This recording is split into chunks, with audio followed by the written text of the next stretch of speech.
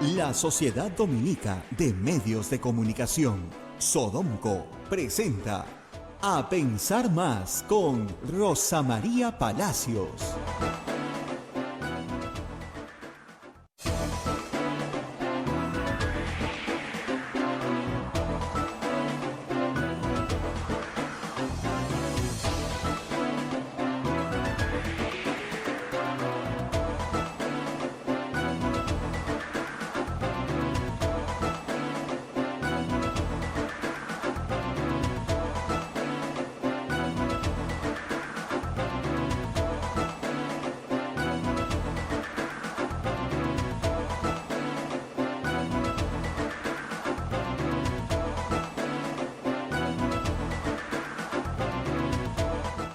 Señoras, señores, muy buenos días. Bienvenidos a Pensar Más con Rosa María Palacios a través de las emisoras de la Sociedad Dominica de Medios de Comunicación.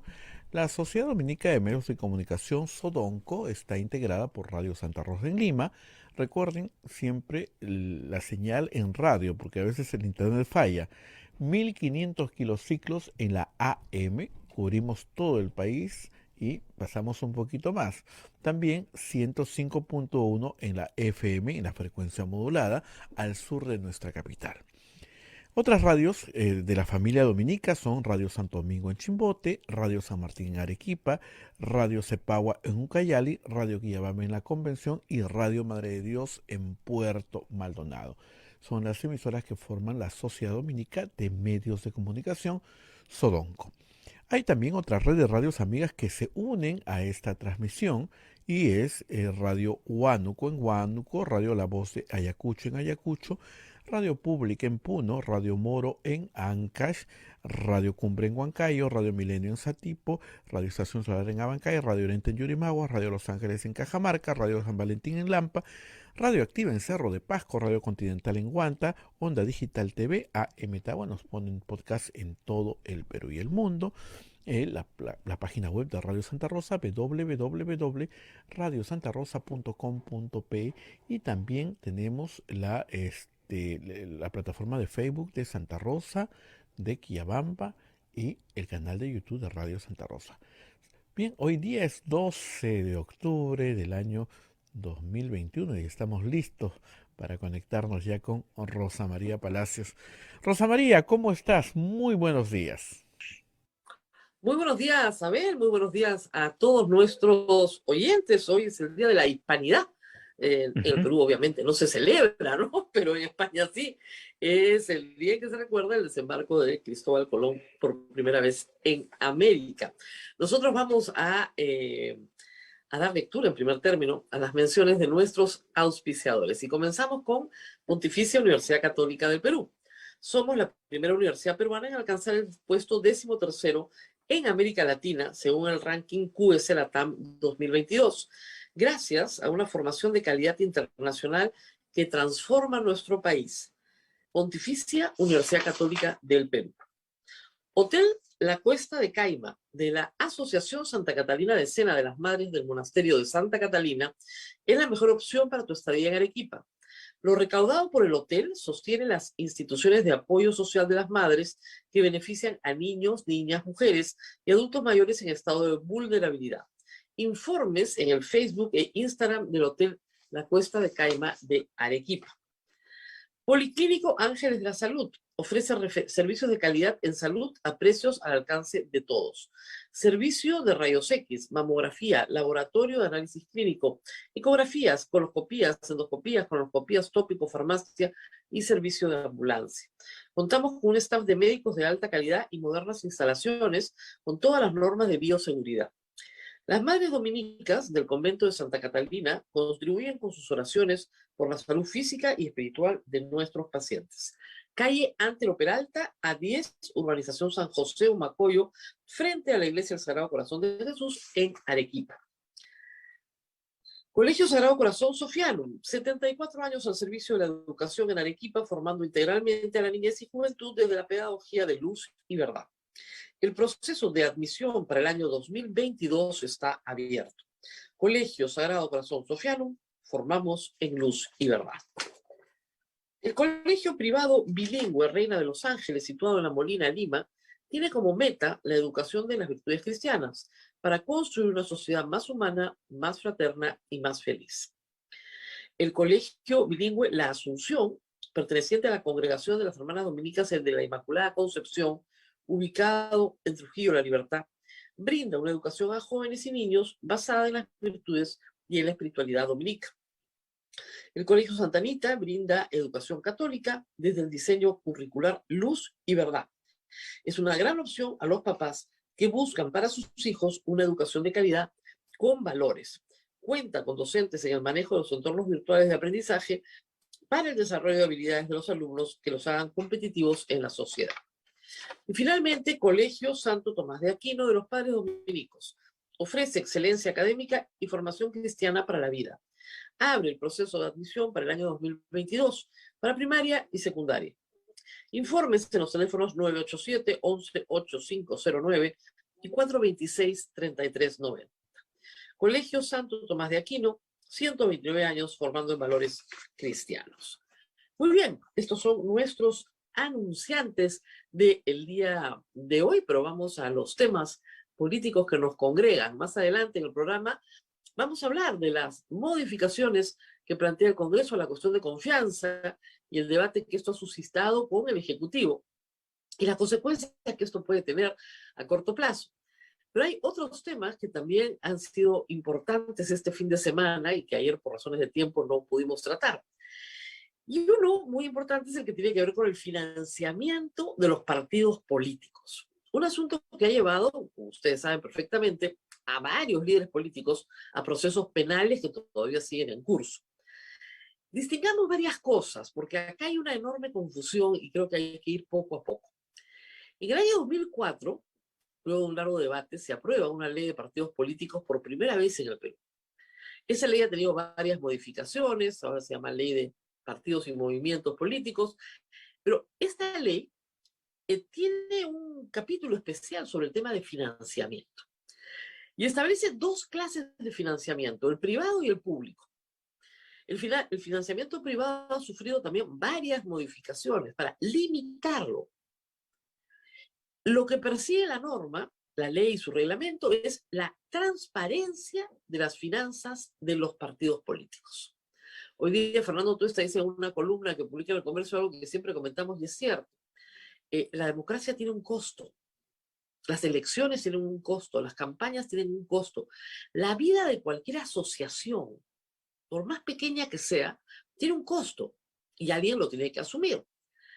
Por lo general, en una asociación, los asociados asumen el costo del trabajo que realiza la asociación. Y sus beneficios, por cierto, también. Pero los partidos políticos son asociaciones de una naturaleza muy especial. Son imprescindibles, nos gusten o no nos gusten, para que exista la democracia. ¿Por qué? Porque para que la democracia se organice, necesita que los colectivos que son representados tengan algún grado de organización, y esa organización cuesta. Tradicionalmente, la idea era que los partidos políticos de masas obtengan sus presupuestos a través de la cotización de sus militantes. Luego, los militantes que ocupaban puestos públicos entregaban parte de sus salarios a la vida del partido. El ejemplo clásico de esto ha sido el Partido Aprista Peruano, por ejemplo. Esa era una forma clásica del sostenimiento del partido. En la ley que les comentaba, la ley de partidos políticos, lo que se dice es lo siguiente. Bueno, va a haber un financiamiento público y este financiamiento público va a ser entregado en dos momentos y de dos maneras. Hay un financiamiento público directo, te doy dinero, y un financiamiento público indirecto, pago publicidad en tu nombre. Hoy, con todas las modificaciones, incluso constitucionales, un partido político en campaña no puede contratar directamente radio, televisión, porque está prohibido de hacerlo. La OMPE contrata por él un número de minutos o una bolsa de dinero que se reparte en igualdad de condiciones para todos los partidos. Pero los partidos no negocian directamente con los canales de televisión ni con las radios. Esto es parte de una reforma constitucional a la que fuimos a votar por referéndum en el año 2018. Así de grave es el tema. Entonces, en el tema del financiamiento público-privado, ¿qué problemas hay? ¿Cuál es el problema central? El problema central es que se cuelen fondos de hechos ilícitos, fondos de la corrupción, del narcotráfico, de la trata, de personas que financian a una institución política para luego obtener favores, un cohecho adelantado, ¿no? Te pago para que me des el contrato, colusión. Entonces, todos estos delitos se pueden configurar en los pagos que se hacen a un partido político adelantando una situación para luego obtener un beneficio cuando el partido esté en el poder. ¿Ok? También se puede lavar activos a través del financiamiento de partidos políticos, sí, claro, por supuesto. Una institución dedicada al narcotráfico coloca, ¿no es cierto?, en una organización partidaria una cantidad importante de dinero. Para evitar esto, hay ahora disposiciones administrativas, ¿no es cierto? Siempre las han habido, pero ahora hay disposiciones penales. Desde el 2019, agosto del 2019, hay un tipo penal que prohíbe el financiamiento ilícito y establece condenas, ¿ok? Antes del 2019, ese tipo penal no existía. Toda la discusión de los casos de Kuczynski, Humala, Keiko Fujimori, son parte de una larga discusión que tenemos hace muchos años, desde el año 2014, señalando que el financiamiento ilícito de campañas es ilícito, pero no es delito. La Fiscalía cree que es lavado de activos, entonces tiene que probar que dinero ilícito entra a la campaña. Yo les he advertido desde siempre que tarde o temprano van a perder los casos en la Corte Suprema, porque probar que es delito algo que no está en el Código Penal es bien difícil, ¿eh? Pero bueno, esa es la historia, es parte de la historia. La otra parte de la historia es el financiamiento público. El Estado siempre ha pagado una franja electoral muy poco eficaz. En el año 2018, este financiamiento público indirecto se constitucionaliza. Y como les contaba hace un momento, hoy ningún partido puede pagar directamente publicidad en televisión y radio. Lo puede hacer en prensa escrita, lo puede hacer en redes sociales, pero no en televisión y radio. Se establece un piso mínimo para todos y luego una bolsa que se reparte dependiendo de la cantidad de votos sacados en la última elección parlamentaria. Ese es el esquema. Por ahora podrían mañana cambiar el esquema, por supuesto. Pero, y acá viene lo complicado, también desde el 2004 se establecía que el Estado peruano tendría que entregar financiamiento público directo. No para campaña. Para campaña, nada. Cero, SIP. Ahora se compra radio y televisión, pero en ese momento para campaña absolutamente nada. La campaña se financiaba con los aportes de los militantes y sus actividades proselitistas. ¿Ok? ¿Para qué era el financiamiento público directo? Para mantener con vida al partido entre elección y elección. Y esa vida tenía que darse de dos maneras. Primero, pagando los gastos corrientes, infraestructura local, es decir, teléfono, luz, agua, el local, para que los partidos estuvieran locales. ¿Y por qué es tan importante que los partidos estuvieran locales? Hoy parece difícil en un mundo virtual, ¿no? Para que la gente se viera, se conociera, discutiera, debatiera, formulara sus propuestas, su ideario, en fin. Entonces, la mitad del financiamiento público va a gasto corriente y la otra mitad es para estudio, información y capacitación.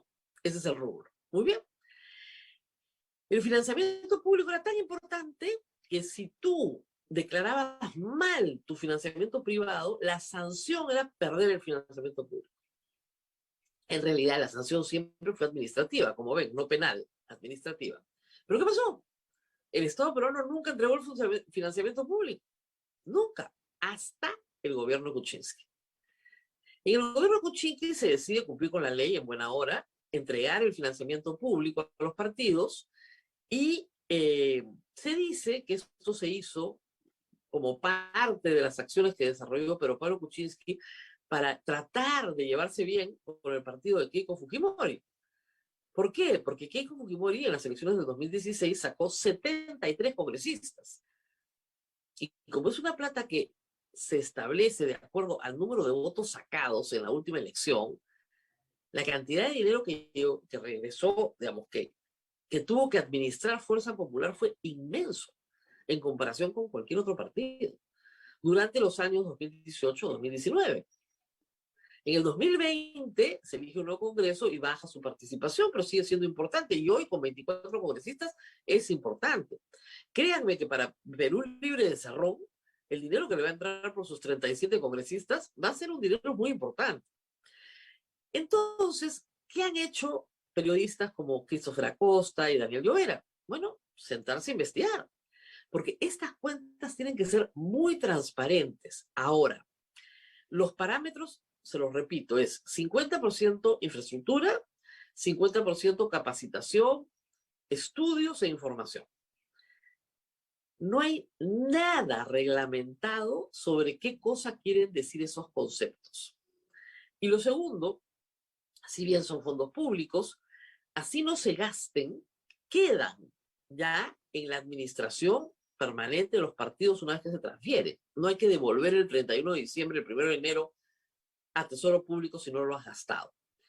Entonces, el caso de Keiko Fujimori es interesante porque desarrolla varias líneas. La primera es comprar un local, pero para eso necesitas ahorrar, ¿no es cierto? Entonces, los primeros años casi no se gasta para comprar un local. Y ustedes dirán, pero oiga, no está mal que un partido político compre un local, ¿no? Es una inversión, ¿no? Pero no era el objetivo de la ley. El objetivo de la ley era que alquilen, que paguen la luz, el agua, en fin, se compraron el local. Nadie les puede decir nada, es perfectamente legal. La segunda parte era para capacitación. Entonces, Keiko Fujimori y sus aliados decían sacar una creación llamada la Escuela Naranja. Nadie les puede decir que eso no es capacitación. Entonces pagan 2 millones de soles por la plataforma, los videos, en fin, todo lo que se ha hecho que tiene un tinte publicitario, ¿no?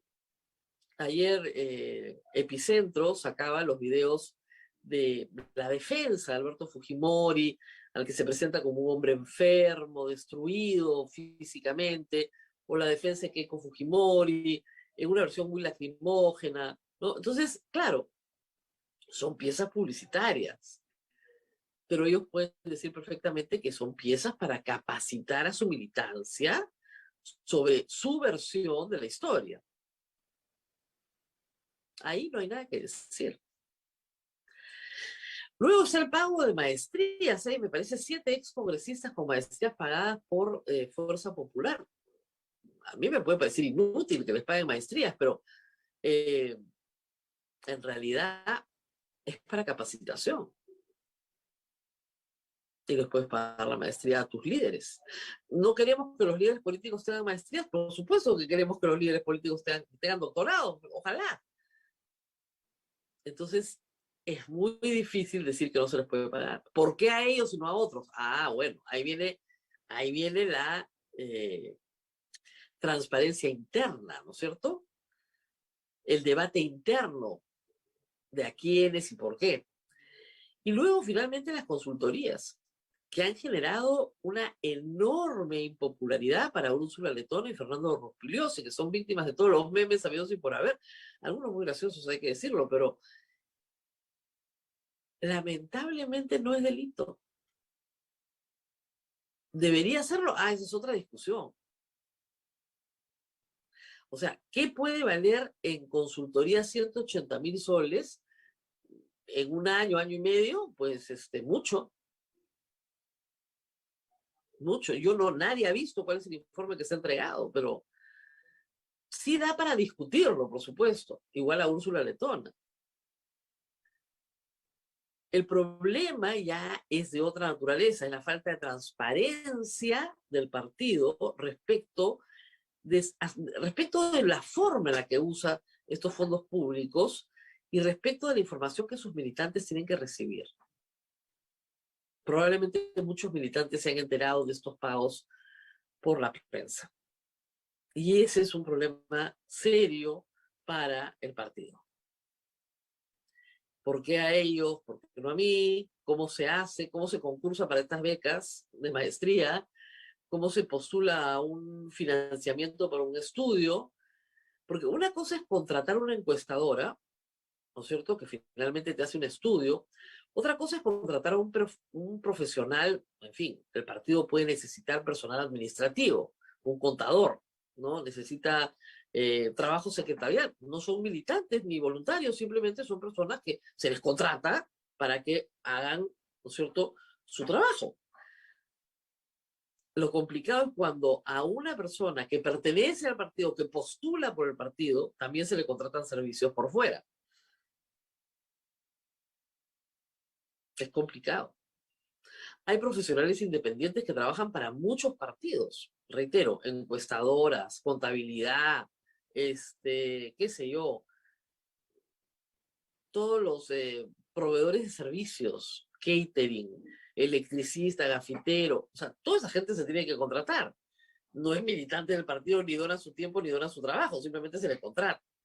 Pero cuando contratas un estudio sobre seguridad ciudadana, podrías pues hacer un concurso, podrías llamar a 5 o 6 especialistas, ¿no es cierto? Hacer un poquito más transparente tu selección. Si haces un programa de becas, haces el concurso Beca Alberto Fujimori, ¿no es cierto? Y bueno, hay un examen, hay un concurso, hay algo más que el Estado financiando tu maestría, ¿no? Ese es el problema. Y no es solamente el caso de Fuerza Popular, hay que decirlo, es el que más llama la atención porque más fondos tiene. Todos los partidos han hecho una interpretación bastante libre de qué cosa quiere decir la ley. Y esto se presta a escándalo. Pero de nuevo, y hay que decirlo una vez más, yo sé que soy la pinchaglobos, la aguafiestas de todos mis colegas, pero no hay delito, no hay ningún delito. Miren, en el año 2014 o 2015, 2014, cuando yo expliqué que en la campaña del 2006 y en la del 2011 no se había cometido delito cuando tú no reportabas la información de tu recaudación y que todos recaudaban muchísimo más de lo que declaraban, ¿se acuerdan lo que pasó? La cantidad de insultos. Rosana Cueva me insultaba, la abogada Navén, ¿no? Perú 21, era una cosa espantosa.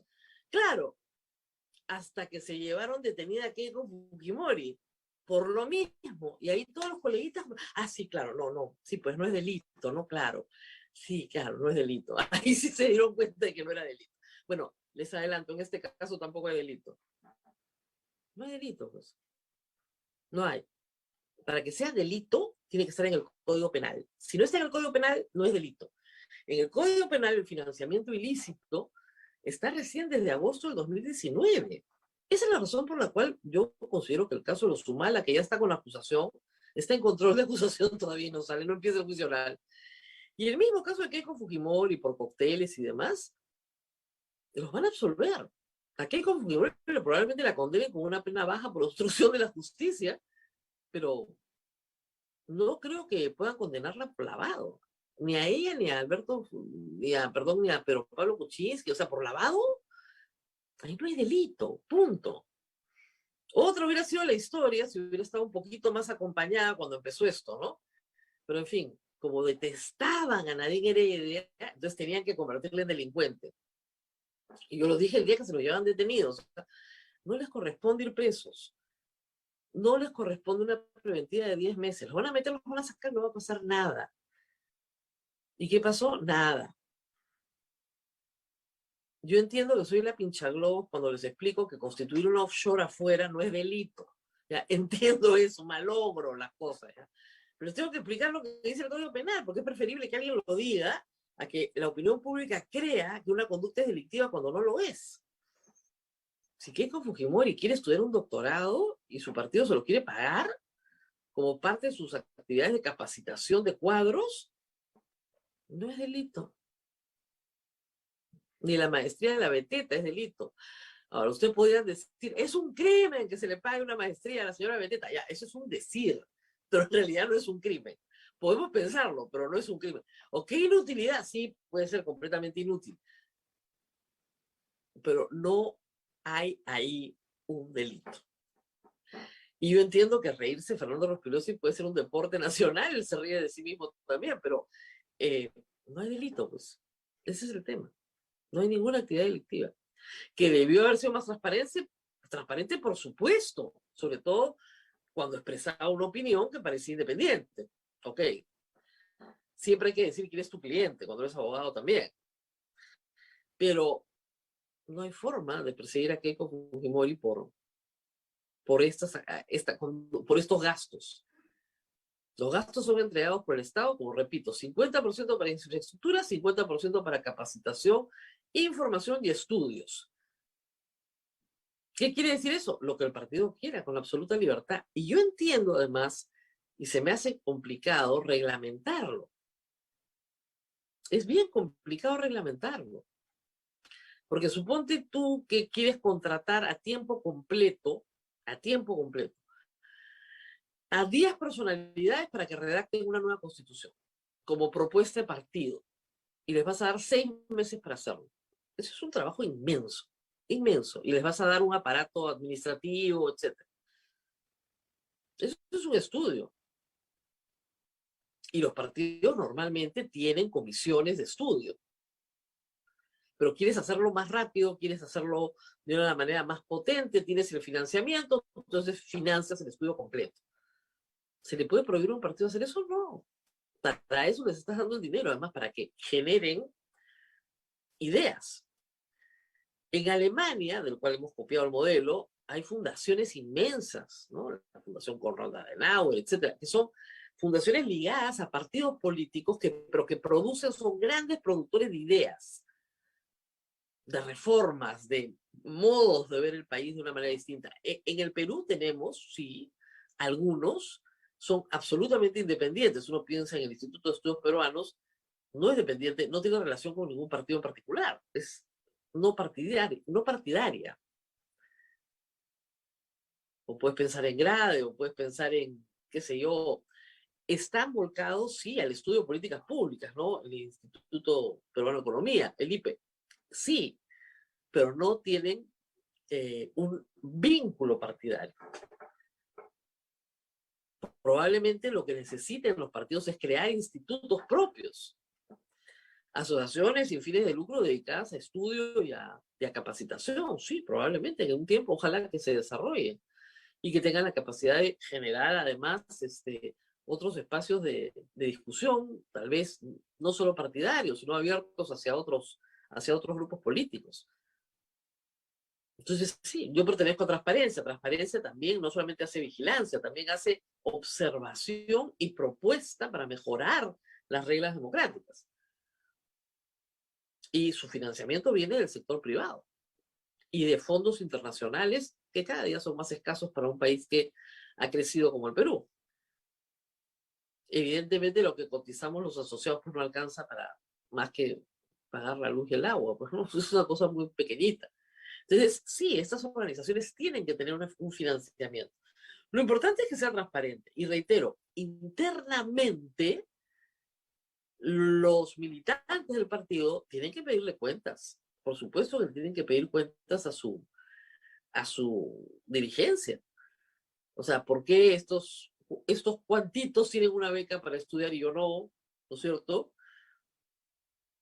¿Por qué se paga la consultoría al señor fulano y no se contrata a este otro que es mucho mejor? Porque no se hace un concurso para contratar. Eso ya va a depender de la presión interna de cada agrupación política y del grado de verticalidad que tenga esa organización. Yo creo que en Fuerza Popular nadie le va a discutir a Keiko Fujimori y a Luis Galarreta cómo se gasta la plata. Ese es el problema. Ahora, varios medios señalan que estos pagos son para pagar favores. La pregunta es, ¿cuál es el favor?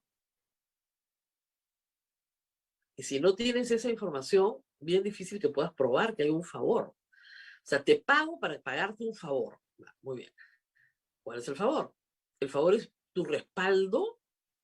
Bueno, pero, digamos, no es tan importante el respaldo de una sola persona, ¿no es cierto? El favor es que tú me vas a devolver esa plata de otra forma, bueno, entonces eso lo tienes que probar. Eso lo tienes que probar. Y de eso no hay ninguna huella, o indicio, o puede haber una duda, pero no está en ninguna parte. Hablar del sucio dinero siempre es muy complicado en una democracia. Reitero, les digo, en 2014, 2015, en 2014, cuando aparecieron las famosas agendas de Nadine Heredia, yo leí todo lo que tenían las agendas página por página, y lo único que había en una de ellas, en la más grande, era una cuenta al ojo, o sea, fulanito, menganito, menganita. Eso no es delito. Ahí están las pruebas. ¿Las pruebas de qué? De que está juntando plata para su campaña. Eso no es una prueba. De nada. Nadie habla ahora de las agendas de Nadine Heredia, por supuesto. Ahora es financiamiento ilícito porque recibieron plata de Odebrecht. Que Odebrecht en el año 2014 o 2011 no realizaba actividades ilícitas en el Perú. Públicas, ¿no? Entonces, como reitero, estos temas de plata son muy sexys en primera plana, pero a la hora de la hora, cuando uno escarba un poquito, se da cuenta que no hay delito. Sirve para que un fiscal sea famoso, sí, claro, sí, sí, sí, pero eso sí, pero por eso es que no hay condenas hasta ahora. O sea, ¿ustedes creen que alguien que es investigado 7 años, ¿no es cierto?, no debería estar en prisión sin haber huido la justicia? No es el caso de Toledo. El caso de Toledo es un caso de lavado de activos clarísimo, pero el señor lo dejaron salir en enero del 2017 por la puerta del aeropuerto. Y recién van a poder traerlo, 4 años después, o 5 años después ya van a ser seguramente. Entonces estamos en otro escenario. Estoy hablando del escenario de los que se quedaron acá, de los que no se fueron a ninguna parte. ¿Por qué no los han condenado? Si el caso es tan claro, tan evidente. La historia está muy bien contada, o sea, yo no tengo duda que todo lo que han contado los fiscales ha sido lo que pasó, claro, por supuesto. Pero ¿es delito? Eso es lo que hay que preguntarnos. Hace unos días, a ver, antes de irnos con el doctor Luciano López, yo contaba que salió una noticia, esas noticias tristes, policiales, donde una hija le roba a su papá en su casa sus ahorros que tenía en efectivo. Pobre señor guardaba todo bajo el colchón, la hija sabía dónde estaba, y con el enamorado vivían ahí, sacaron la plata. El problema es que cuando una hija le roba al padre, cuando viven juntos, ojo, tienen que vivir bajo el mismo techo, en el Código Penal peruano hay una cosa que se llama excusa absolutoria. O sea, simple y llanamente no vas a ser condenada por eso. ¿Está bien? No, por supuesto que está mal. Robar es horrible. Y robarle a tu padre, pues muchísimo más. Es una deshonra. 10 mandamientos, moral, todo lo que tú quieras. Pero no vas preso, pues, porque tiene que estar en el Código Penal. Y hay una explicación, la excusa absolutoria tiene una explicación en la doctrina penal, no es un capricho. Es muy difícil probar de quién es la plata cuando todos viven bajo el mismo techo, porque la hija puede decir, perdón, son los ahorros de mi vida, que mi padre me los quiere quitar. ¿Cómo probamos? ¿Cómo probamos si todos viven bajo el mismo techo, todos trabajan, todos ahorran? ¿Se dan cuenta? Es muy difícil probar que mi esposa me ha robado cuando yo y mi esposa tenemos que contribuir al sostenimiento del hogar. Por eso no hay condena, hay excusa absolutoria. Pero había gente que decía, cambia la Constitución. ¿Qué tiene que ver la Constitución? Es el Código Penal. Hay algunas conductas que son profundamente inmorales, que no son delito. Y podríamos ir por varios más, pero o delitos que son profundamente inmorales, que prácticamente no tienen condena. Condena 3 meses. Todos con prisión suspendida. Todos con prisión suspendida. ¿Por qué? Porque hay una aceptación social de esa conducta. Hay varios tipos penales. Podríamos ir sobre ellos. ¿Ok? Entonces, no todo es delito. A mí me sorprende el grado de creencia que hay en el Perú de que todo es delito. Yo una vez, hace años, preguntaba en clase, a mi clase, a ver, ¿pasarse la luz roja es delito? Levanten la mano los que creen que sí. La mitad de la clase creía que sí, que pasarse la luz roja era delito. ¿Así? ¿Cuántas cárceles hay, por favor, habilitadas para todo lo que se pasa? Está mal, por supuesto, está mal. ¿Pagas una multa? Por supuesto que pagas una multa. Es una sanción administrativa a una conducta que tiene que ser corregida por el bien de todos. Pero no vas preso. No pierdes tu libertad por pasarte la luz roja. Lo mismo pasa con los fondos de campaña. Pueden haber sanciones administrativas. Una de las sanciones, como les contaba, es perder el financiamiento público. Es una sanción bien grave ahora. Antes no lo era porque no tenías nada que perder si nada te daban. Entonces la OMPE multaba, la famosa multa a Alianza para el Progreso, por la campaña del 2011. Los multan. Perfecto. Y nunca pagan la multa. ¿Por qué?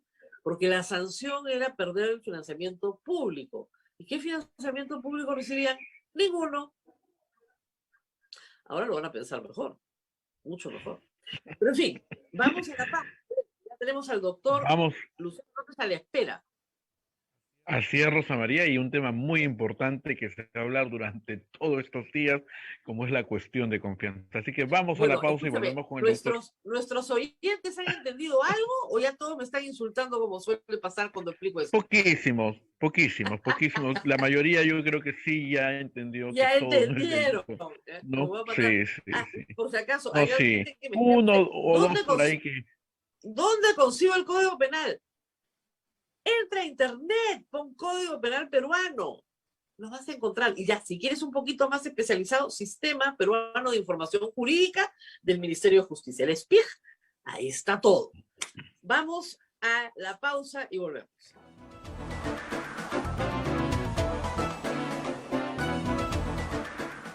Sodomco, Sociedad Dominica de Medios de Comunicación.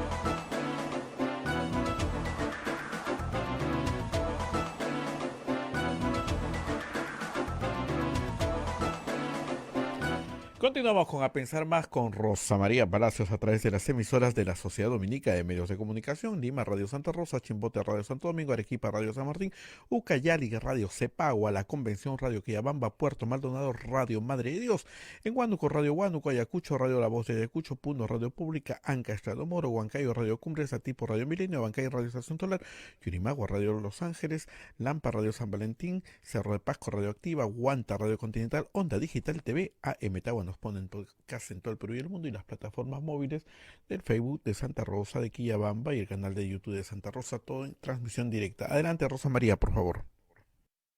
Muy bien, estamos con el doctor Luciano López, abogado, experto en Derecho Constitucional, para hablar de este tema tan complicado que se ha metido el Congreso otra vez, porque esto no es nuevo para el Congreso de la República. Tratar de limitar la cuestión de confianza. Doctor López, gracias por estar con nosotros. Al contrario, Rosa María, buenos días. Gracias por la invitación. Un gusto. Y bueno, vamos a recordar y pedir que nos ayude a recordar que el Tribunal Constitucional ya ha emitido una sentencia sobre la cuestión de confianza, porque la cuestión de confianza se intentó limitarla a través de una resolución legislativa que modificaba el reglamento del Congreso. Es decir, para que ni siquiera pudiera ser observada por el Ejecutivo. Y el Tribunal Constitucional dijo, así no es. Me gustaría, por favor, que le explique al público qué fue lo que pasó en esa ocasión, que es relativamente reciente, hace 3 años. Sí, exactamente. En esa oportunidad, como muy bien comentaba, se trató de una modificación del reglamento del Congreso. Fue una iniciativa que, si no me falla la memoria, provenía de la célula parlamentaria aprista del señor Mulder. Incluso tuvo un déficit de deliberación, es decir, formalmente tuvo el problema que ni siquiera pasó por comisiones, se exoneró del trámite de comisiones, no tuvo tampoco el tema de la segunda votación Y entonces en esa oportunidad, cuando se impugnó la constitucionalidad de esta modificación ante el Tribunal Constitucional, fue un fallo del año 2018, el Tribunal Constitucional lo declaró inconstitucional por dos razones: por razones de forma o de procedimiento y por razones de fondo. En cuanto a las razones de forma, por lo que acabo de comentar, porque lo que dijo es, oye, si tú lo vas a hacer a través de una modificación reglamentaria, para empezar, tú no puedes flexibilizar el trámite parlamentario, no puedes hacerlo tan light, por decirlo de alguna manera, ¿no? Paréntesis, más allá de que en el caso actual de esta ley que ha aprobado el Parlamento, es una ley que además el propio Parlamento no ha definido qué cosa es, no ha optado por la vía de una modificación de su propio reglamento del Congreso, como en este caso que estamos comentando, ni tampoco ha optado por una modificación de la ley orgánica del Poder Ejecutivo.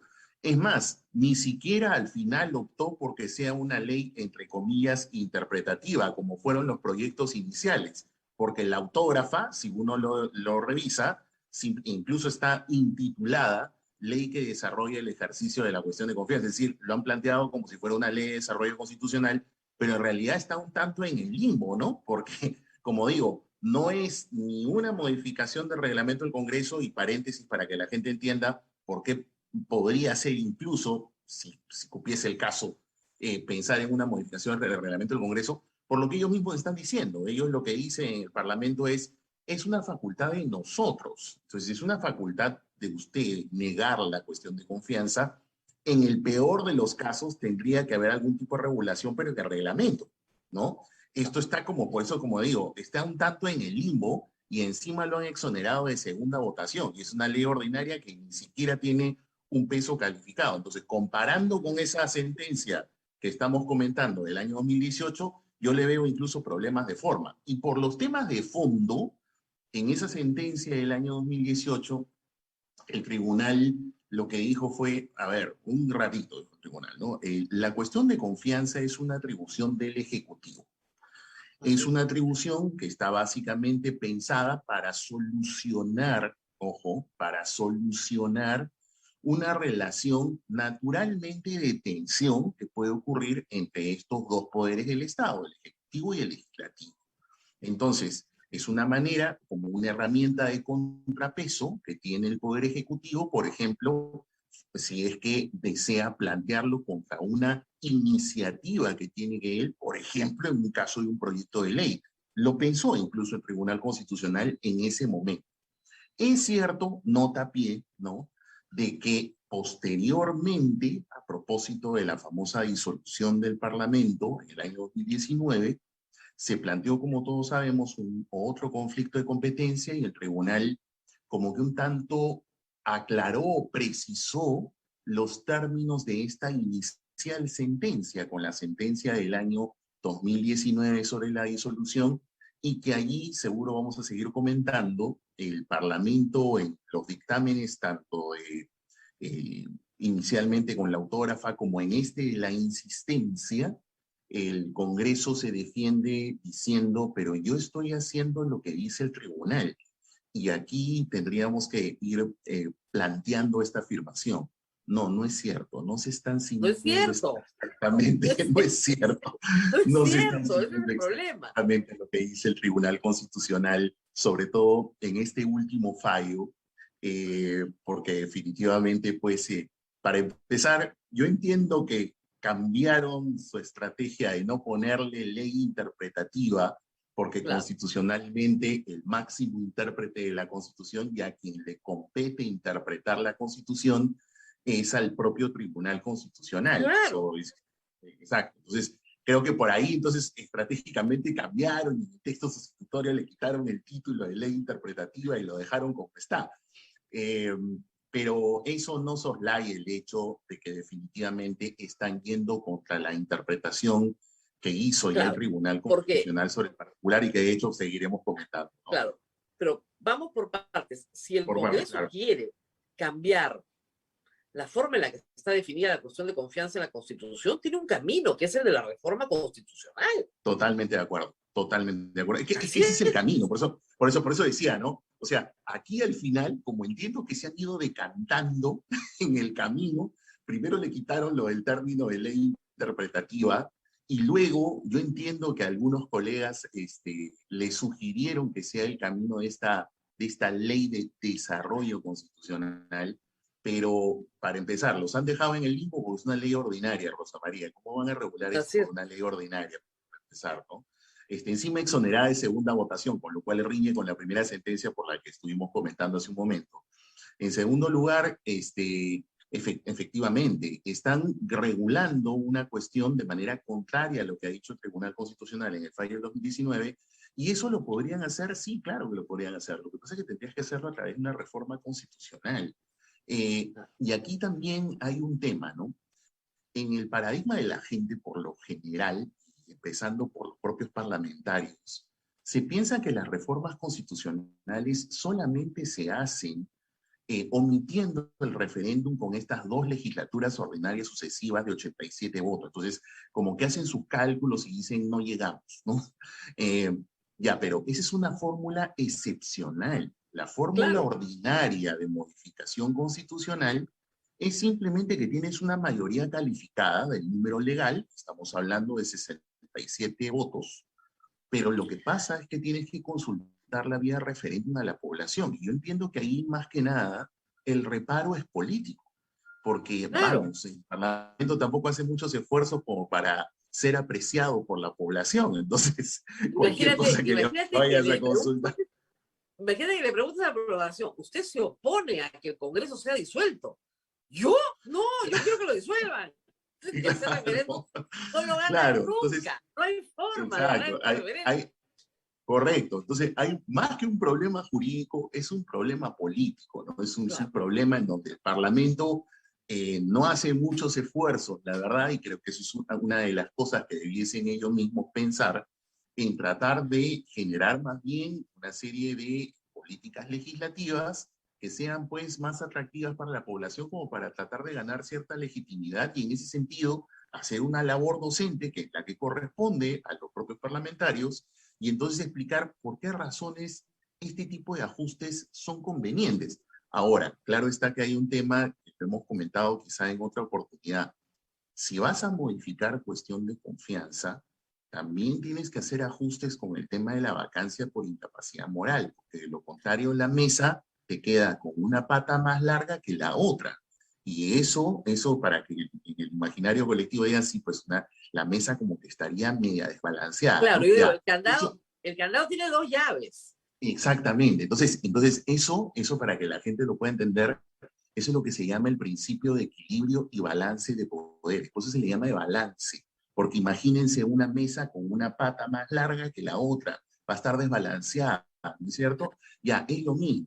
Si tú vas a regular, incluso en una reforma constitucional, vuelvo a repetir, cuestión de confianza, tienes que hacerlo también con el otro lado, porque no vas a dejar pues esto mucho más fortalecido y el otro más light, ¿no? En realidad el tema de la Ahora, vacancia por educación moral es algo que se tiene que abordar también. vamos a los argumentos del Congreso, ¿no? Porque hemos Dale. escuchado a la señora Patricia Juárez, ¿no? Dice, no, es una cosa muy inocente, ¿no?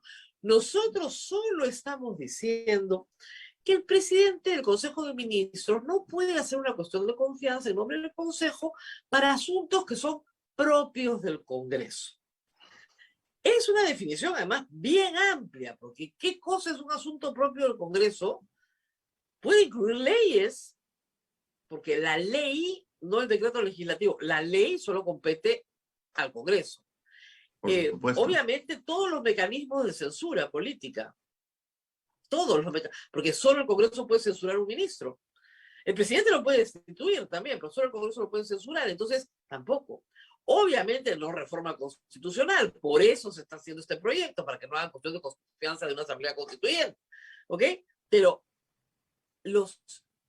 lo que ella plantea como muy inocente, digamos, no es tan inocente, porque en la práctica solo se podría hacer una cuestión de confianza como la que hace el primer ministro en la investidura, por la política general de gobierno. Nada más, es todo lo que les dejan. ¿O me equivoco? Quizá por la defensa de un ministro y eso, ¿no? Estaría en cuestión también, ¿no? Porque digan, oye, pero es mi atribución darle la confianza o no. Claro, porque Sí, la censura es una prerrogativa exclusiva del Parlamento. Por supuesto, por supuesto. Entonces si es que tampoco en el trámite de una censura... Tampoco puedes hacer una cuestión de confianza para defender a un ministro. Sí, de acuerdo. O sea, yo creo que aquí definitivamente o sea, si el argumento era, no, pero yo estoy diciendo lo que ha dicho el Tribunal Constitucional, ¿ah? En realidad no es cierto porque, a ver, vamos por partes y cucharadas. En el fallo del año 2019, el caso de la famosa disolución parlamentaria, para los curiosos incluso es el fundamento 185, allí el tribunal dijo, a ver, hay 3 puntos en los cuales plantear una cuestión de confianza sería prácticamente algo indebido e inconstitucional por el tribunal, ¿no? Uno, si es que, por ejemplo, se hace una cuestión de confianza sobre algunos aspectos que tienen que ver con lo que se llama el núcleo duro de la Constitución. Claro. Por ejemplo, pues cuestión de confianza para cambiar la forma republicana de gobierno, dice el tribunal, ¿no? No, para instaurar cuestión de confianza para, claro, ¿no? O para tratar de desequilibrar, valga la redundancia, el principio de equilibrio de poderes. Esos ejemplos da el tribunal que eran ejemplos muy extremos. El segundo, y creo que ahí es donde viene el tema, es que el tribunal dijo que el planteamiento de la cuestión de confianza se relacione con el condicionamiento del sentido de alguna decisión que de conformidad con la Constitución sea competencia de otro órgano estatal. Pero ahí le puso el pero el tribunal, ahí le puso el pero, porque dijo, a ver, dijo, puede ser que se plantee contra, a ver, como tú acabas de comentar, la atribución principal del Parlamento es dictar leyes, ¿no? Es más, hay algunas leyes a las cuales la Constitución le ha atribuido prácticamente lo que llamamos el principio de reserva de ley, es decir, que solo las puede dictar el Parlamento. Es decir, no pueden ser materia de delegación a través de un decreto legislativo, por ejemplo, ¿no? Imagínate la ley del presupuesto. Pero el propio tribunal decía, ya, pero una cosa es que la atribución del Parlamento sea dictar leyes y otra que a lo mejor el legislativo plantee una iniciativa legal, es decir, plantee una iniciativa para que el Congreso naturalmente lo apruebe porque es su facultad, y sobre eso plantea una cuestión de confianza. El tribunal dijo, por si acaso, fundamento 193, que eso es posible y tiene sentido. Imagínate, por ejemplo, el caso de la ley de presupuesto. Imagínate que, como es natural, el presidente es el que presenta, el Poder Ejecutivo es el que presenta la iniciativa de la ley del presupuesto anual. El que la aprueba e incluso puede modificarla es el Parlamento. ¿Correcto?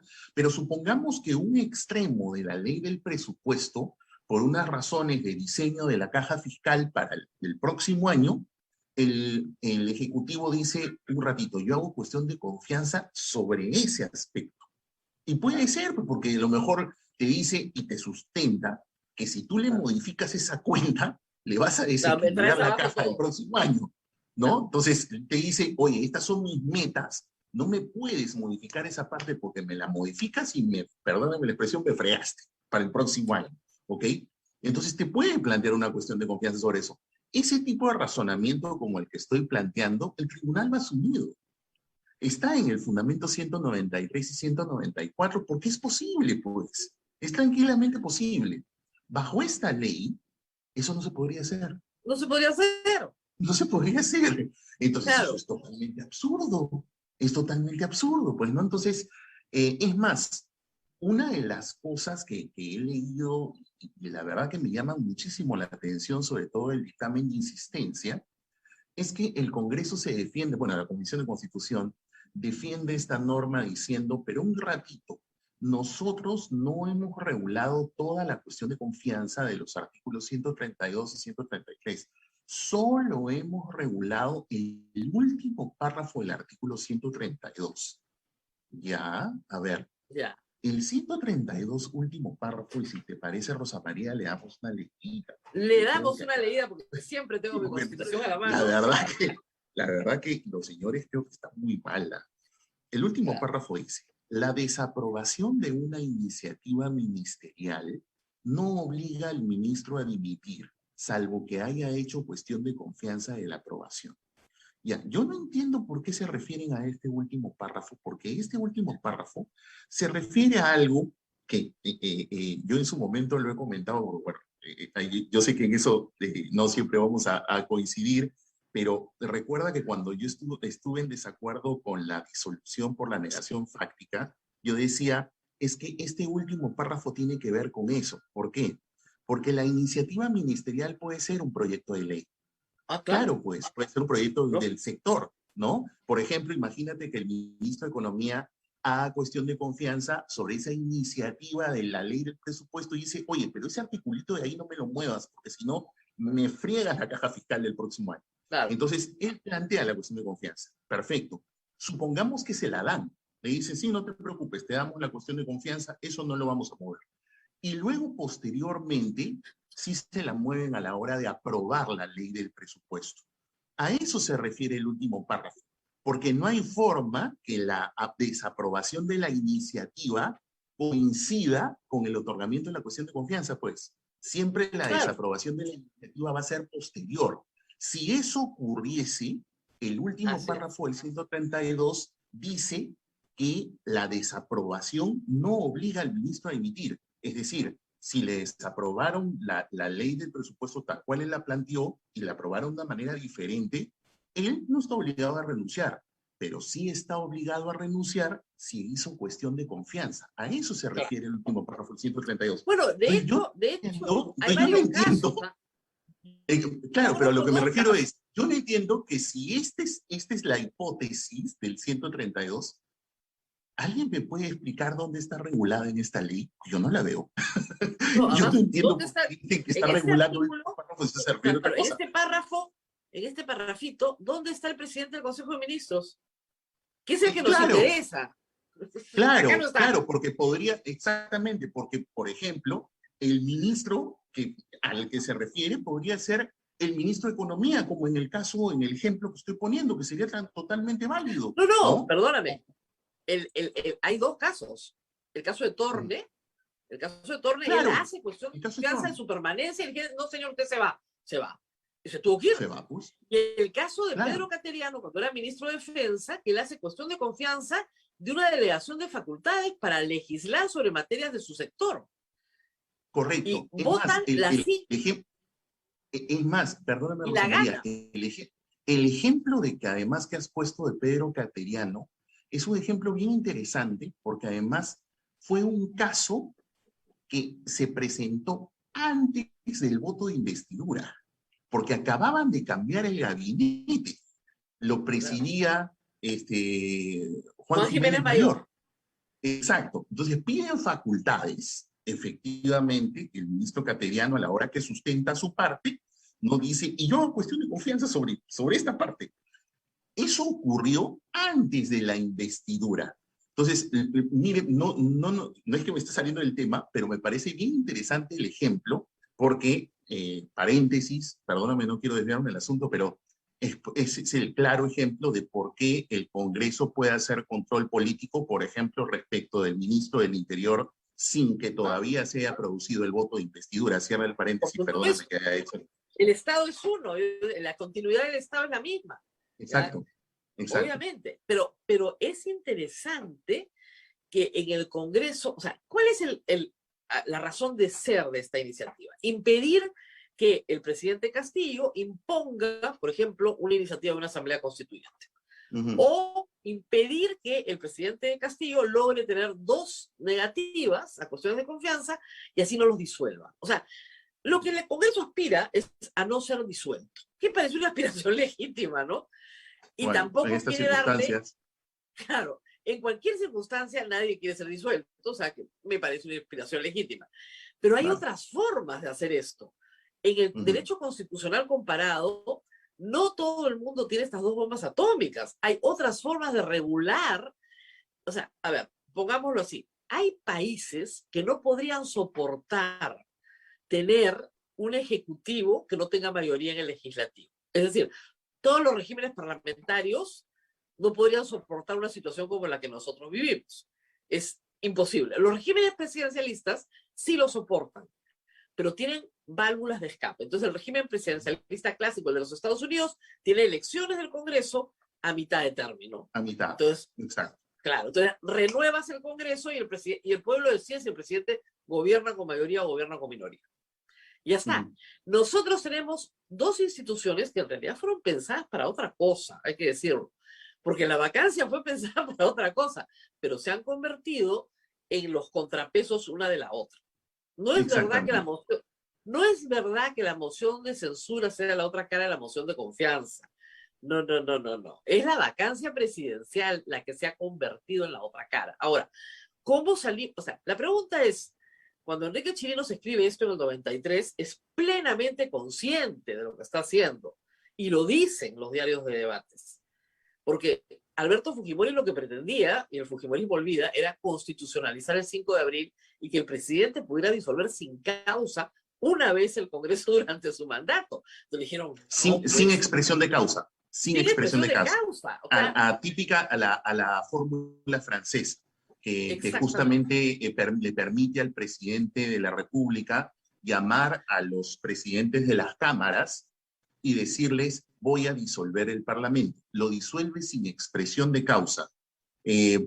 Perdóname la interrupción, porque efectivamente en la lectura del diario de los debates, cuando Chirinos contradice esta postura, porque él inicialmente la contradice, era porque la fórmula oficialista venía con esta cuestión que tú acabas de comentar, pero además también contemplaba renovación parlamentaria a mitad de mandato. Entonces lo que decía Chirinos, y me parece que no le faltaba razón, es que decía, ya pues, pero es que si tú le vas a dar disolución como a la fórmula francesa, sin causa, y además le vas a colocar renovación parlamentaria, entonces ya hay caricatura, entonces, abro comillas, dijo él, hay una caricatura de parlamento, entonces prácticamente puedes hacer lo que quieras con el bendito parlamento. Chirinos, además hay una nota bien importante, por si acaso, está en el diario de los debates de la Comisión de Constitución, no del Pleno. Chirinos lo que menciona, incluso le contradice al Partido Popular Cristiano en el debate, porque le dice, por si acaso, esta fue la fórmula de Bobby Ramírez del Villar en la Constitución del 79. No sé si eso será así o no, pero menos Chirinos es lo que se defiende cuando contradice y polemiza con Lourdes Flores Nano en la Comisión de Constitución. Ahora, está claro para todos los que estudian Derecho Constitucional que el esquema constitucional peruano tiene un problema. Bustamante, Belaúnde, Fujimori, Kuczynski, todos, Vizcarra, responden al mismo patrón. Es decir, cuando el presidente no tiene mayoría o no la puede consolidar de alguna manera, ese presidente termina en un golpe de Estado, en una vacancia, en una ruptura. Sí, eso totalmente. ha pasado siempre. El otro día alguien me decía, pero no puede ser determinista. No es que sea determinista, es que 2 más 2 produce 4. Sí, entonces, claro. En el esquema en el que estamos, con un presidente que tiene 38 más 5, 42, pero con tendencia a resquebrajarse, sobre todo en estos últimos días, es inevitable que el presidente Castillo caiga antes de que termine su mandato. Es muy probable. Es muy probable porque además también, vamos, toma, o sea, tiene como una voluntad él de retar al Parlamento permanentemente, ¿no? Miren, el corto tiempo que tiene, al menos la mirada que tengo, ¿no? En el corto tiempo que tiene en el mandato, al principio puso un gabinete tan retador frente al Parlamento, y no solamente frente al Parlamento, creo que frente a todos, que ni siquiera tuvo que llegar al voto de investidura para que caiga un ministro, que fue el caso del señor Béjar, ¿no? Luego viene el voto de investidura porque el Parlamento no le quedó otra, esa es la verdad, y luego tampoco no pasó mucho tiempo, cayó el gabinete Bellido y ahora tiene 2 ministros, como es el caso de los ministros de Educación y sobre todo el ministro del Interior, que tiene un evidente conflicto de interés. Y otra vez, vamos a ver si llega al voto de investidura cambiando alguno de los ministros. Entonces el tema está en qué voluntad también de él mismo generarse crisis, ¿no? Porque, vamos, este tema de la subida del dólar, ¿no? Es es fruto definitivamente de la crisis política generada por el propio Ejecutivo. Pero lo cierto es, claro, regresando al tema de la famosa ley, bueno, definitivamente que estamos frente a una ley inconstitucional por forma y fondo, y Yo donde estoy de más bien acuerdo lo que con hay que abordar es el tema de lo que tú acabas de decir, el tema del diseño. Quizá lo más salomónico, lo más sensato puede ser en una reforma constitucional, porque eso es a lo que deberíamos tender, a cómo reformar esta institución, es que por los mismos hechos históricos que tú acabas de comentar, lo mejor lo que más le convenga al Perú es no generar la figura de la disolución, porque eso genera una serie de situaciones que le hemos vivido en el último quinquenio, quitar la figura de la disolución, regular mejor el tema de la indignidad en el cargo como un supuesto sincero de juicio político y no de vacancia por incapacidad moral, que esa es una cosa pues claro. que tiene mucho sentido, y más bien pensar en una figura de renovación parlamentaria. Yo siempre pongo este ejemplo, si me permites. En diciembre del año 2018, cuando ha sido la primera vez durante la vigencia de la Constitución de 1993 que votamos por las 4 reformas en referéndum, recordarás, que fue la primera vez que se usó la fórmula ordinaria a la que me estoy refiriendo, es decir, apruebas en una legislatura y llamas a referéndum para consultar a la población. A mí me da la impresión que en los hechos, si más o menos sacas la cuenta, fue a mitad del mandato, a mitad del quinquenio, que en los hechos hubo una suerte de renovación parlamentaria. ¿Por qué digo esto? Porque si te das cuenta, una de las 4 reformas, la tercera, que fue una mala reforma, que es esta de la prohibición de reelección, fue de las 4 fue la que tuvo mayor aprobación ciudadana, ¿no? Es una mala reforma, pero no me estoy refiriendo a la bondad o a la negatividad de la reforma, sino me estoy refiriendo al hecho político. ¿Cuál fue el mensaje de la población? Yo quiero que se vayan, ¿no? Entonces, esa pregunta, esa consulta a la población a mitad de mandato es, creo, la fórmula que deberíamos optar.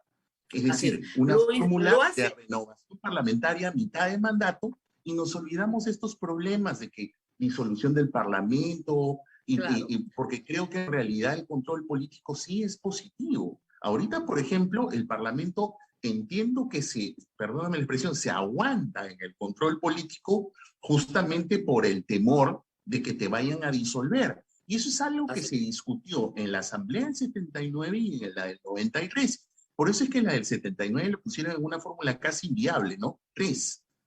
3 ¿no? diputados. Exacto, 3 diputados, ¿no? 3 diputados. Entonces, diputados nada más. Exacto, y al final, en la del 93, quedaron en 2. Entonces, definitivamente que esa no es la fórmula adecuada. Creo que la fórmula adecuada a lo mejor debiésemos pensar en la renovación a mitad de mandato, porque por eso cito lo del caso del 2018. Cuando la gente votó por esa mala reforma, en el fondo era lo que la gente decía: váyanse, hay que renovar el Parlamento. Fue un voto político, porque lo que entonces, había... Ese voto político es el que habría que hacer a mitad de mandato, ¿no? Un voto político que era un mensaje. Estamos hartos de lo que han hecho. A eso me refiero. Porque eso, yo coincido contigo. Es una pésima reforma, pero olvidemos por un momento de eso, si no rescatemos el voto político. Entonces, ese voto político es el que creo que pudiese solucionar las cosas a mitad de mandato. De esa manera también se genera un incentivo quizá más sano a que la gente trate de portarse mejor en el Parlamento para tratar de lograr una aprobación. Claro, la Comisión de Alto Nivel para la Reforma Política planteó esto y no quisieron verlo, no quisieron ni siquiera verlo en el Congreso. Esa es una de las reformas que no se vio. Pero no solo eso, sino que uno dijo, bueno, de repente en el nuevo Congreso, que se instala por un año, bueno, como están solo por un año, tendrán vocación reformista. Fue peor, fueron peores que los anteriores. Fue peor, tuvieron la oportunidad histórica de poder prácticamente ser un Congreso que se hubiese dedicado a hacer las reformas estructurales que el país necesitaba. Nos hubiéramos olvidado de estas clarinadas de Asamblea Constituyente, claro.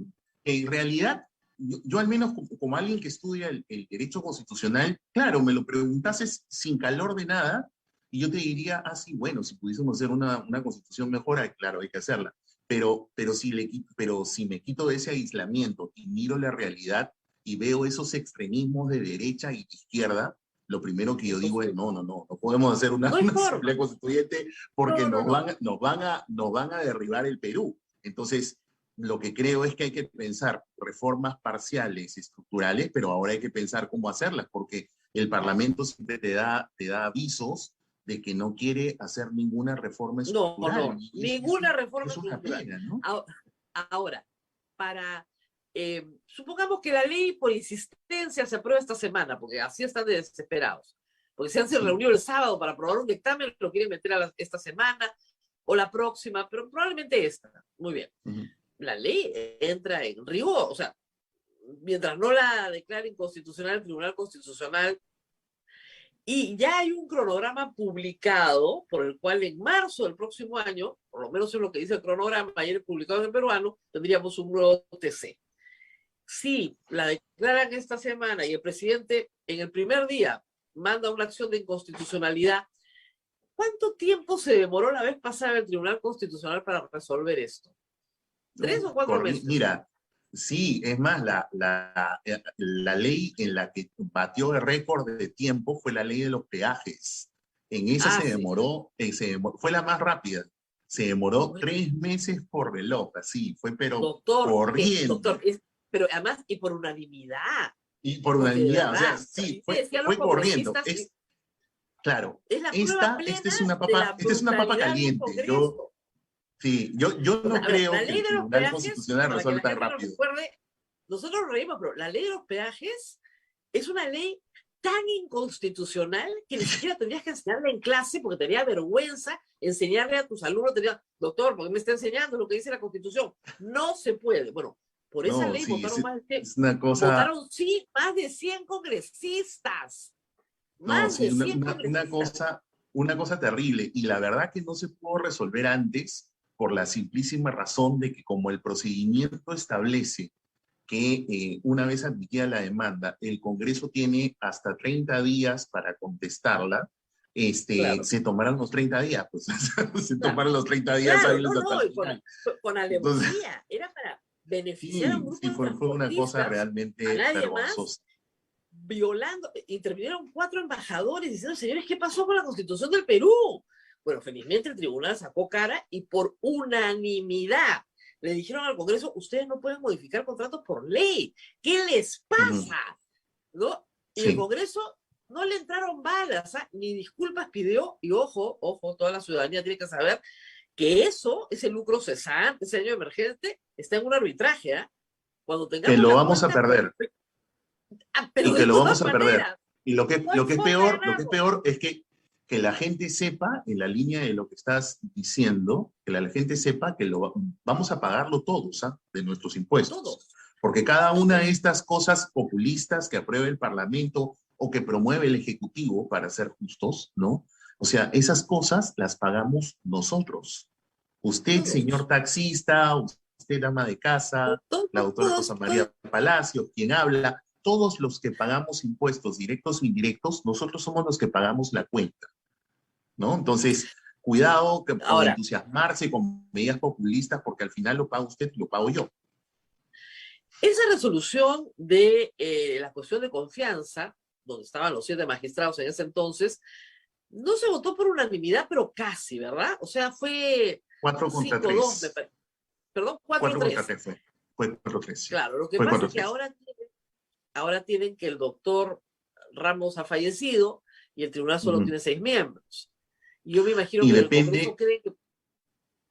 Y depende, Rosa María, perdóname la interrupción, y depende si es que son rápidos en renovar el tribunal. Porque el día de hoy ha aparecido publicado en el diario oficial la convocatoria para un nuevo proceso de elección de magistrados. Así que agárrate, Catalina, porque otra vez vamos a estar con los problemas, porque el reglamento no ha cambiado. El reglamento prácticamente no ha cambiado. Pero el cronograma termina en marzo, ¿ok? Entonces, el presidente de la República tiene octubre, noviembre, diciembre, enero y febrero para revertir esa norma. en un tribunal que está 3-3. Sí, en donde el presidente tendría voto dirimente si es que hay un empate, ¿no? Ok. Ahora, hay un problemita. Para declarar inconstitucional se requieren 5 votos. Claro. O sea, basta con que, no sé, o sea, hay ahora Claro. con un tribunal de 6, ¿no? O sea, en realidad, 2 personas dicen no y No, chao, claro, no hay y no más. está jugando a eso el Congreso. Probablemente. En política no hay que ser ingenuo, siempre escucho eso, ¿no? Y Eso creo que decía no el les falta difunto. razón. Eso decía el Sí, difunto. Claro, sí, pero así que ahora hay que tener cuidado, ¿no? Por el Congreso, porque ya nombra a un nuevo TC y el presidente se aguanta pues hasta el nuevo TC. ¿Y qué pasa con el nuevo TC? El nuevo TC de repente le da la razón al presidente. sí, en realidad es una norma por forma nomás, por lo que acá comentamos al inicio de la entrevista. Por forma nomás es una ley que debería volar, porque como dije, ¿no? No se define, no es ni una modificación del reglamento del Congreso, ni es una modificación de la ley orgánica del Poder Es una Ejecutivo. ley ordinaria. Es una ley ordinaria, la han exonerado, entiendo, de segunda votación en la primera tanda, ¿no? Ahora en la segunda vamos a ver cómo va, lo van a aprobar por insistencia, tienen los votos para hacerlo, porque es una ley ordinaria. Por forma nomás está volando, por procedimiento, ¿no? Allí nomás ya está volando. Lo segundo, porque esto prácticamente está contrariando la interpretación que ya el tribunal, a quien la Constitución le otorga ese cariz, ¿no? De ser el máximo intérprete de la Constitución, pues definitivamente en esa contradicción reta al propio Tribunal Constitucional. Entonces ahí nomás ya está volando, por forma. Por fondo, ya si se meten un tanto a mirar la cuestión, van a decir más de las cosas que acabamos de comentar esta mañana. O sea, esta ley, por donde lo veas, es inconstitucional. No, claro que es inconstitucional, pero están jugando a un control del TC, a un control político del TC. Sí, indudablemente. A eso están jugando. Y al otro lado también, porque van a decir, bueno, tal vez de repente no presentamos la acción de constitucionalidad, tenemos 6 meses para presentarla, la vamos a presentar cuando esté nombrado el nuevo Congreso, el nuevo TC. También. Sí, también podría ser. Pero, ahora, bueno. Este TC tendría que contradecirse a sí mismo, ¿no? Lo cual es bien fuerte, eso de contradecirte a ti mismo con una sentencia ya publicada, ¿no? Sí, la verdad sería bastante complicado, ¿no? A ver, en el fallo del año 2018 tuvieron una mayoría porque fue más laxa esa, además porque la modificación reglamentaria propuesta por el señor Mulder realmente fue bien escandalosa. Entonces en ese fallo hubo un mayor número. Ahí sí fueron 5-2, porque tendrían que Ahí sí fueron 5-2, exactamente. En la segunda, que es de donde entiendo el Parlamento está diciendo, sí, pero yo me estoy ajustando a lo que ha dicho allí, que es el caso de la disolución parlamentaria, ahí fue 4-3. Quien inclinó la balanza fue el magistrado Miranda. Lo digo porque es público y notorio que en el tribunal actual hay una composición prácticamente de 3-3, que por un lado está pues Ferrero, Blume, Sardón, y en el otro estaba el profesor Ramos, claro, estaba Ramos, Espinosa Saldaña, exacto, Marianela Ledesma. Y claro, y quien inclina la balanza a uno u otro lado es Miranda Canales, ¿no? En ese caso, por ejemplo, Miranda, tanto en el fallo del 2018 como en el fallo del 2019, Miranda votó a favor. Claro. O sea, a favor de la inconstitucionalidad. Lo digo porque en esta oportunidad, o sea, tendría que contradecirse a sí mismo. Tendría que contradecirse a sí mismo, sería pues un escándalo. Y hay una cosa también importante que creo que vale la pena mencionar. Como se sabe, actualmente está en vigencia un nuevo Código Procesal Constitucional, que tiene más sombras que luces, tanto así que está impugnado también ante el propio tribunal, pero tiene una particularidad en las reglas de del proceso de inconstitucionalidad. A ver, en el código anterior, el que ha sido derogado, había una mención expresa, una norma explícita que decía que en los procesos de inconstitucionalidad no caben medidas cautelares. Eso lo decía el código del año 2004. Bueno, te cuento que en el nuevo código no hay ninguna norma sobre el particular. O sea, no hay una norma que diga eso. Es decir, hay un total silencio, para decirlo más claro. Ni existe una norma que lo prohíba, ni tampoco una norma que lo autorice. Y desde ese punto de vista, rige un viejo principio en el derecho que señala que aquello que no está prohibido está permitido, ¿no? Entonces, ojo con el tema, porque en las reglas generales... Ese principio, doctor, ese principio rige pues para los civiles, como digo yo, no rige para el Estado. Claro, pero te vuelvo a repetir, al menos podrían intentarlo, ¿ah?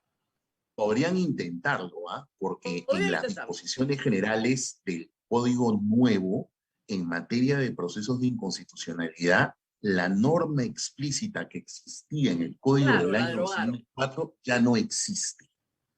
Entonces ya no hay una norma que explícitamente diga que está prohibido plantear medidas cautelares en procesos de inconstitucionalidad. Está muy entretenido esto, ¿eh? Está más entretenido de lo que el público cree.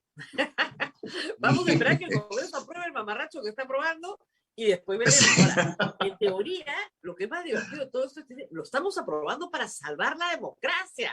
Sí, pero no salvan la democracia violando la Constitución. Eso no se puede hacer. Sí, pues, o sea, por eso yo creo que en realidad a los parlamentarios creo que tienen que hacer un trabajo más político, es decir, un trabajo en el sentido de acercarse con la población, no distanciarse más. Quítense eso de la cabeza de que las reformas constitucionales solamente se usan con la fórmula extraordinaria de omisión de referéndum, porque si ellos tratasen de llevar adelante lo que tú muy bien has comentado, que el Congreso de un año desperdició la oportunidad histórica, lo podría hacer este Parlamento, o sea, mostrando a la población más bien, aprovechando los errores que comete el Ejecutivo, ¿no? Mostrando más bien que hay una voluntad de hacer cambios positivos para el país y que son necesarios y que necesita el concurso de la gente. O sea, eso es un tanto jugar también políticamente, ¿no? Se me ha acabado el tiempo porque tengo otro trabajo, pero ha sido un gustazo tenerlo en el programa y aclarar todos estos temas que a veces son muy confusos para la población, pero que en realidad son bien sencillos. Yo les recomiendo a todos siempre tener a la mano su Constitución, a todos mis colegas periodistas para todas las entrevistas, es bueno, es útil, tengan a la manito y de verdad que van a entender todos estos problemas porque los políticos se mueven dentro de estos parámetros, entonces es muy importante que nosotros los conozcamos. Doctor, gracias por estar con nosotros, ¿eh? Un gusto, un gran abrazo. Nos vamos. Gracias. Muchísimas gracias al doctor Luciano López y sí, se nos ha pasado el tiempo y el doctor también tiene que hacer, me dijo, así que no hay preguntas. Nos vamos, Rosa María, nos reencontramos mañana. Hay muchas preguntas, pero mañana contestamos todas. Cuídense mucho, chao, nos vemos. Gracias, doctor. Chao. Hasta luego.